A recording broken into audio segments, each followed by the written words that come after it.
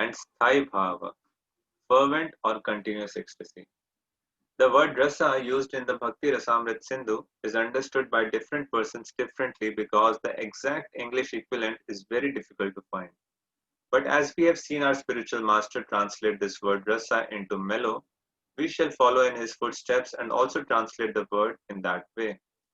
The particular loving mood or attitude relished in the exchange of love with the Supreme Personality of Godhead is called rasa or mellow. The different types of rasa, when combined together, help one to taste the mellow of devotional service in the highest degree of transcendental ecstasy. Such a position, although entirely transcendental to our experience, will be explained in this section as far as possible, following in the footsteps of Srila Rupa Goswami. Without relishing some sort of mellow or loving mood in one's activities, no one can continue to perform such activities. Similarly, in the transcendental life of Krishna consciousness and devotional service, there must be some mellow, or specific taste from the service. Generally, this mellow is experienced by chanting, hearing, worshipping in the temple, and being engaged in the service of the Lord. So, when a person feels transcendental bliss, that is called relishing the mellow.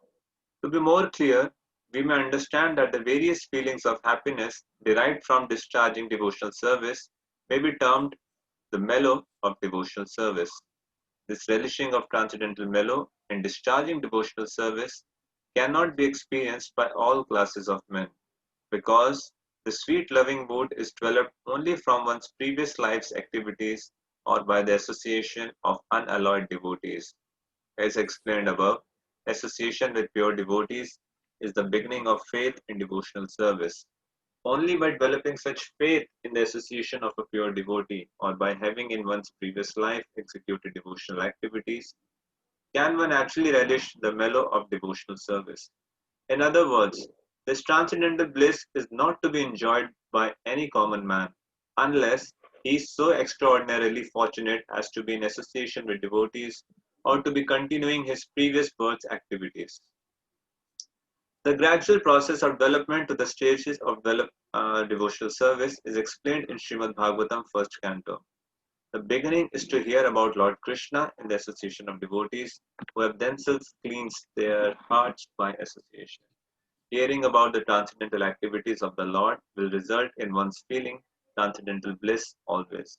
It is also explained in Bhagavad Gita that for one who has actually come to the spiritual platform, the first symptom visible will be that he is always joyful.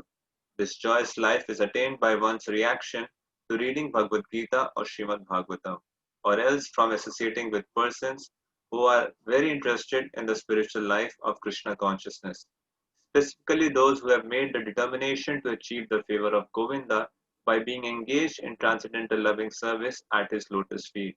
Being encouraged by such a feeling, one who is constantly engaged in discharging the regulative principles of devotional service in such a way as to please the Supreme Personality of Godhead develops two principles of compelling force, which comes under the heading of Vibhava.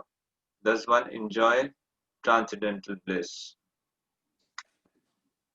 Okay, so from today onwards we'll take turns to read, right? And we'll go in alphabetic order. Aditya Prabhu, can you continue reading?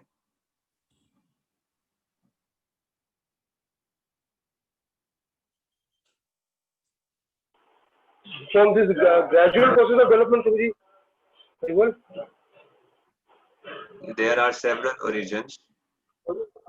Yeah, there are several origins or causes of this compulsive love of Krishna, such as Krishna himself, the devotees of Krishna, and Krishna playing on the flute.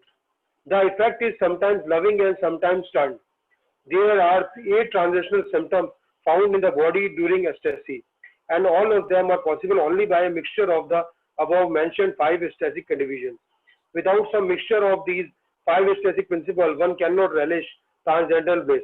The cause of or basis of for relishing transcendental mellow is exactly what we meant by Vibhava.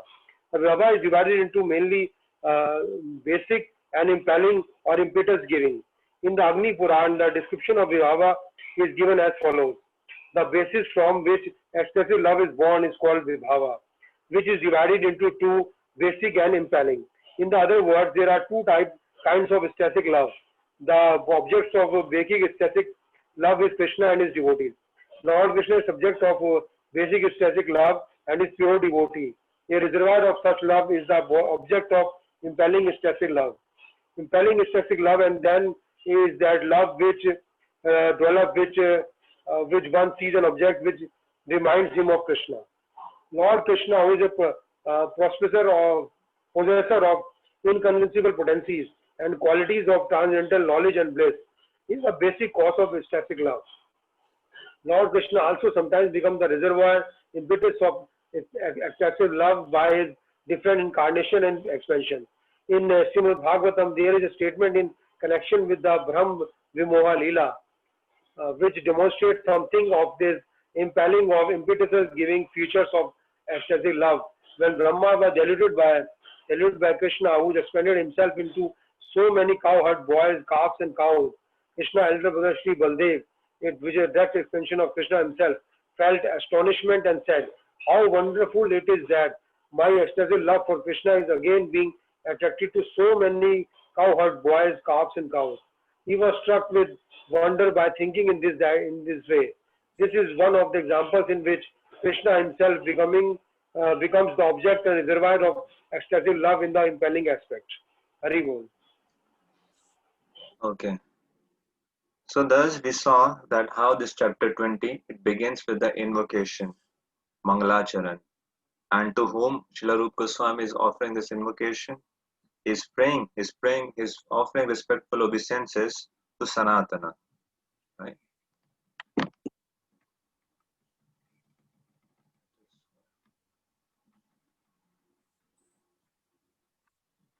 And Srila Prabhupada writes that this Sanatan can mean two things, means two personalities, sorry. One is either Sri Krishna himself, Sanatan means eternal and eternal Lord, and the other refers to Sanatan Goswami, who is the eldest of all Goswamis and the spiritual master of Srila Rupa Goswami. And it is also Srila Rupa Goswami says that Sanatan is Aghadaman, Aghadamano. Aghadamano means that this glorifies Krishna as the killer of Aghasur. Anyone knows Aghasur came in which form? Which form did Aghasur? A snake. Yeah, a very giant serpent. And it also glorifies Sanatan Goswami as destroyer of sins, Agha. So this is the beginning of southern division of Bhakti Rasamrit Sindhu, and this is the first wave, consists of chapters 20 to 26 that are constitute the first wave of the southern division. So the name of this chapter is Transcendental Mellow. The mellow is with red is rasa and transcendental mellow. Symptoms of trust. So we'll just give an overview of this southern division. So this basically describes about how a devotee relishes rasa or transcendental mellow, as the chapter title says. Rasa does not simply mean what is our relationship with Krishna, it means much more than that. And Srila Rupa Goswami will give detailed analysis of rasa in from chapter 20 to 26. So the first wave, like from chapter 20 to 26, it will basically talk about Vibhava. So what is Vibhava? So in this division, basically there are 5 topics, right? And so Vibhava, Anubhava, Satvika Bhava, Vyabhichari Bhava, Sthai Bhava. So the first wave, Vibhava, chapter 20 to 26. Then we'll see chapter 27 will talk about Anubhava, that is the second wave. Third wave, Satvika Bhava, is covered in chapter 28. and chapter 29 to 31, Vyabhichari Bhava, and then chapter 32 to 34, the fifth wave of Southern Division, will talk about Sthai Bhava. So, what is Vibhava? Can someone say? What do we mean by Vibhava? So, Vibhava is something which stimulates affection for Krishna, and it heightens it to a point of much more intense. It gives a much more intense experience. For example, a mother may have constant affection for her child, and that affection may always stay in background. But in order for mother to enjoy that affection, there needs to be some stimulus. For example, let us say the mother see her child's beautiful face. So then her affection, which is already there, it is always existing, it may suddenly be heightened to a very relishable crescendo. Right? So the child's face acted as a stimulus to that mother's affection. So the child's face, it would refer to Vibhava. Right? So that is the first thing. So the Vibhava, all the details we'll discuss in the next 6 chapters.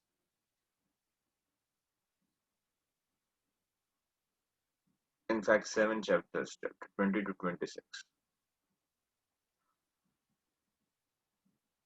So Vibhava, that is why Srila Prabhupada translate Vibhava as causes of ecstasy. So what is the trigger, or what was the cause that caused a motherly affection to suddenly increase to a particular height? So that is Vibhav, right? Now the second wave, that is Anubhava. What is Anubhava? So when the mother's ecstasy increased to a particular height, then the result that emanates from such platform is called Anubhava. So we have Vibhava and Anuvibhava. Anuvibhava means following which.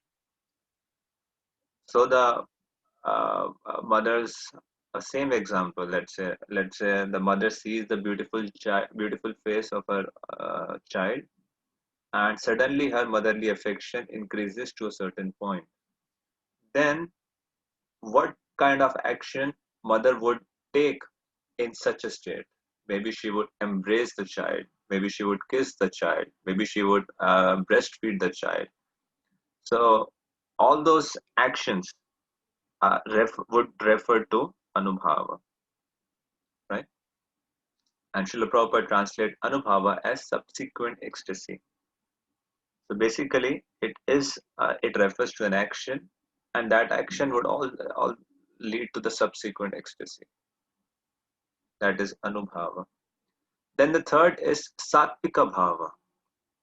What is Satvika Bhava? That is the third wave of Southern Ocean.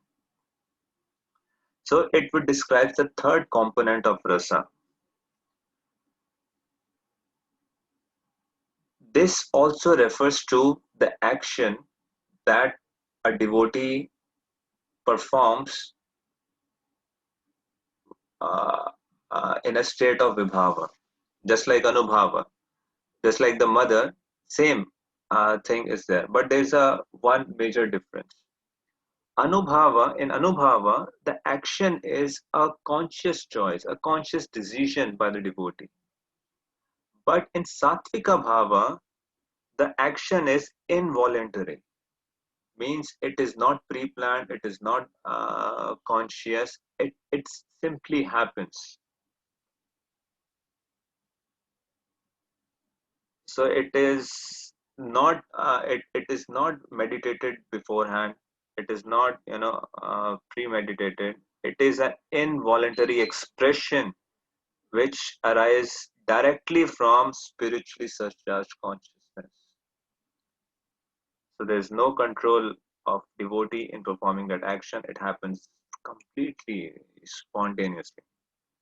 And there are 8 sattvika bhavas. You may have uh, heard and read about it, just like hair ending on stand, hair standing on end, per devotee becoming completely stunned, crying. You read Chaitanya Bhagavata, Chaitanya Charitamrita, and we see devotees rolling on the ground, and just like Pundrik Vidyanidhi, when Mukunda spoke a verse about the compassion of Krishna, that the Putana who came to breastfeed, who came to poison the child, Krishna, but Krishna still gave Putana the position of his mother. And when Pandit Vidyanidhi heard about the compassion of Krishna, he could not control his emotions and he expressed all those sattvika bhava. Right? Those are involuntary expressions. So then is Vyabhichari bhava. What is Vyabhichari bhava? So, Vyabhichari bhava, it is now the emotional experience that results from intensified affection for Krishna, and it serves to embellish and further stimulate that affection. Let us refer to the same example. For example, the baby is crawling, but he's crawling on the edges of a roof cliff. So immediately, the mother affection would intensify drastically, and out of such huge anxiety for the child. So this intense emotional experience, it corresponds to Vyabhichari bhava.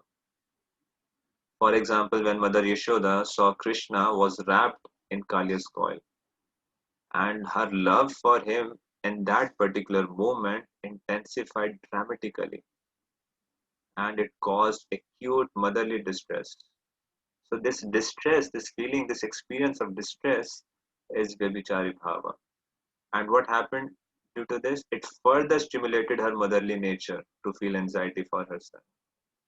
So Acharyas compare Vyabhichari bhava to be like waves from the ocean of one's heightened affection for Krishna. They embellish and flavor it, and then they return into the ocean to heighten it further. And that is why Srila Prabhupada translates Vyabhichari bhava as aggressive ecstasy. And then there is Sthayi bhava. The fifth and final component of Sthayi bhava is of rasa is Sthayi bhava. So it refers to the 5 kinds of rasas, our eternal mood of affection, a devotee's eternal mood of affection. Is it as a Shantaras, Dasya, Sakya, Vatsalya, Madhurya? So Srila Prabhupada translate this as continuous ecstasy.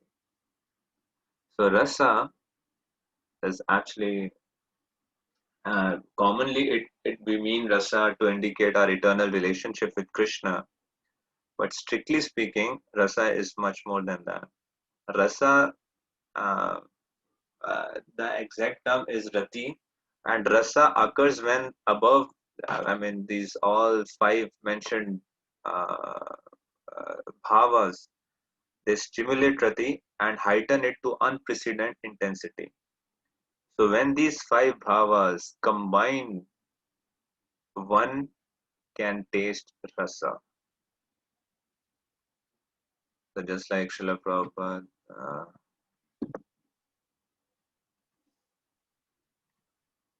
writes here, the different types of rasa, when combined together, help one to taste the mellow of devotional service in the highest degree of transcendental ecstasy.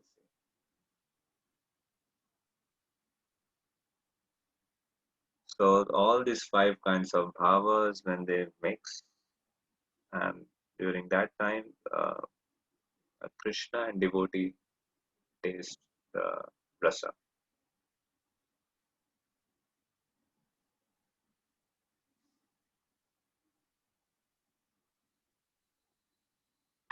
And Srila Rup Goswami also states that this rasa is so astonishing.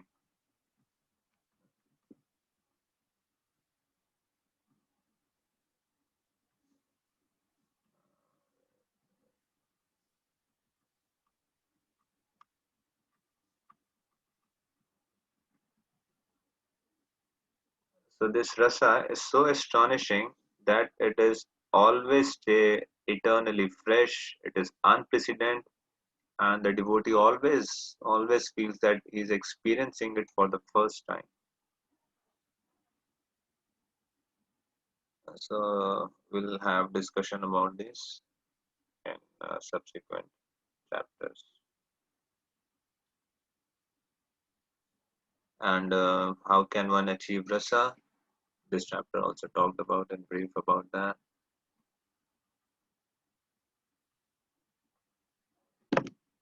So, as we discussed in chapter 1 of Bhakti Rasamrit Sindhu, that no one can take to devotional service unless he has had a previous connection with it. So, Srila Prabhupada also write that even if there is no continuity, if only by chance one takes interest in pure devotee's instruction, he can be accepted and can advance in devotional service. So, in this same chapter, Srila Rup Goswami is reiterating the same point. It cannot be experienced by all classes of men, right?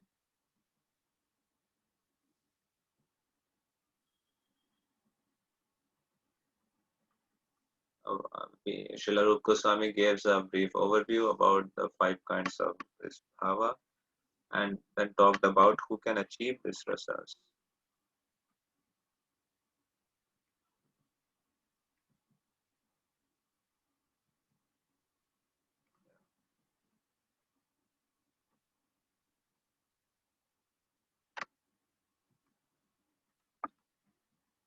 This transcendental bliss is not to be enjoyed by any common man unless he is so extraordinarily fortunate as to be in association with devotees or to be continuing his previous birth's devotional activities.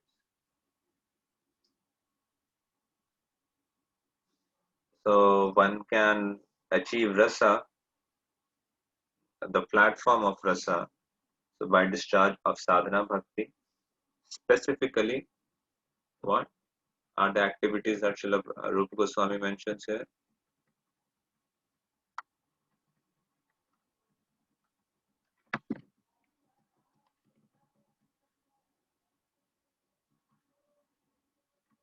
Yeah, most important is Shravana, hearing Srimad Bhagavatam.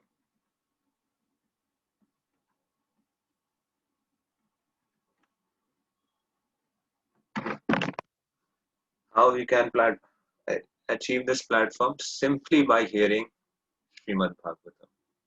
And that is why Srila Prabhupada incorporated Srimad Bhagavatam class as a Nityam Bhagavad Sevya, as a daily activity in our morning program. So simply if you study Srimad Bhagavatam and hear Srimad Bhagavatam every single day without missing, gradually we'll make advancement and will, in fact, the more our heart become purified, we'll always feel the transcendental bliss.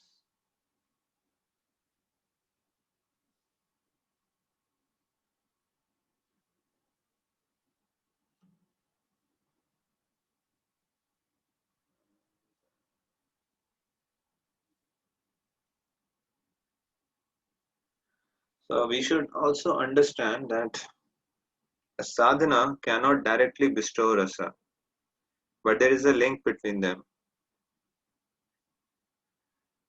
Uh, because rasa is always received, one cannot achieve it simply by one's endeavor. But by faithful practice of sadhana, one pleases the Lord and thereby attract Shuddh Sattva, pure transcendental uh, goodness in one's heart. That means the mercy of Lord Krishna. And that will awaken the devotional ecstasy within the heart of the devotee. So this bhava would mature into rasa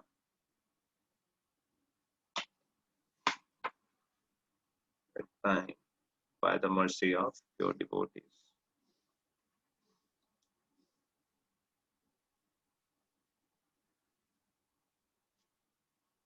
So we'll read about all the details in subsequent chapters.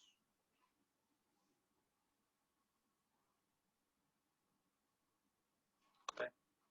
So we'll stop here. I know that many of the discussions might be, mm, how to put it up, maybe a little theoretical, but still it is very important to read all these details, even if you are not able to understand anything.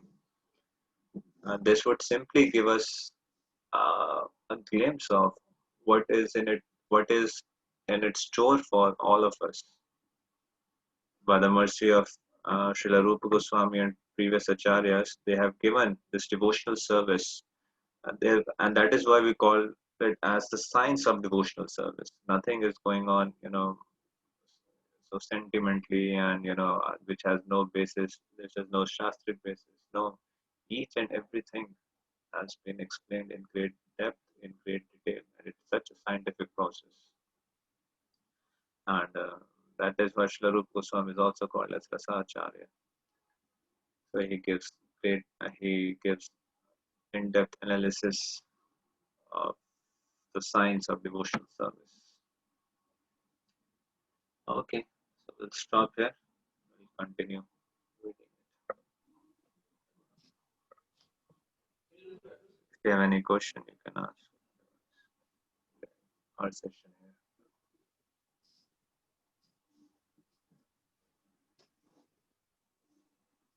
Anyone has any question?